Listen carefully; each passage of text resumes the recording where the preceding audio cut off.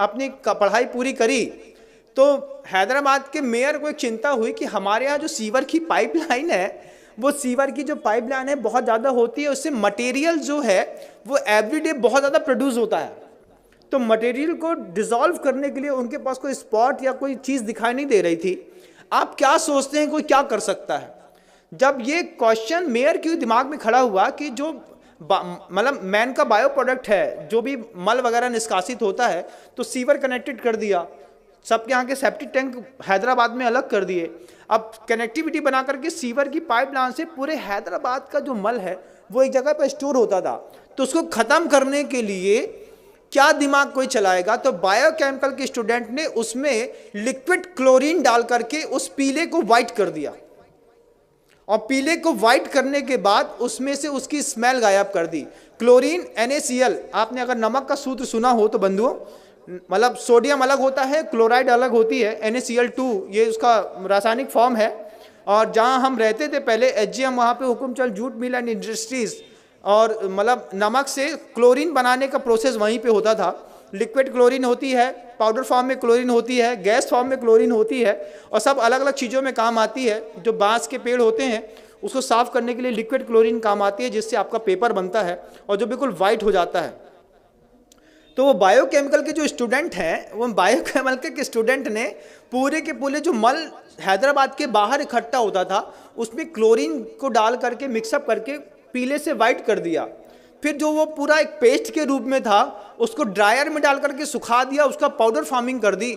और सबसे बड़ी बात तो ये है कि कानपुर की गुटखा फैक्ट्रियों में बेच करके बड़ी बड़ी कंपनियों के गुटकों में पैक होकर के वो मल लोगों को पाउच में अंदर तक खिला दिया। ये ज्ञान के दुरुपयोग का युग है बंधुओं।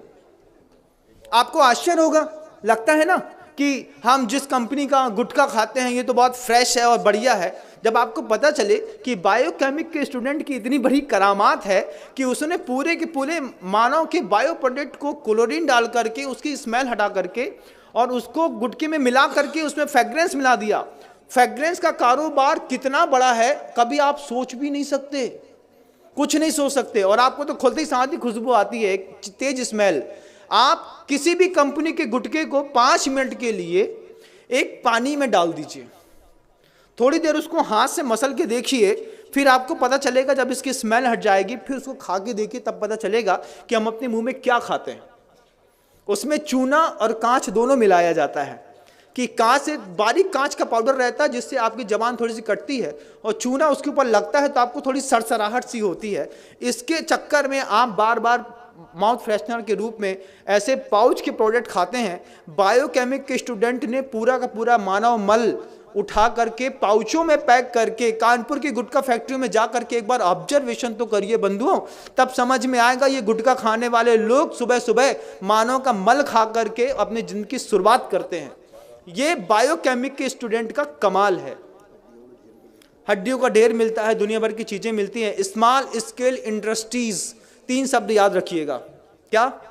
स्मॉल स्केल इंडस्ट्रीज, ये 3 शब्द याद रखेंगे तब आपको पता चलेगा कि स्मॉल स्केल इंडस्ट्रीज के चक्कर में कैसे यूरिया से, साबुन से, शैम्पू से दूध बनाते हैं, कैसे सड़ी हुई चीज़ों से अच्छी पिज़्ज़ा बर्गर बनाते हैं और आपको खिला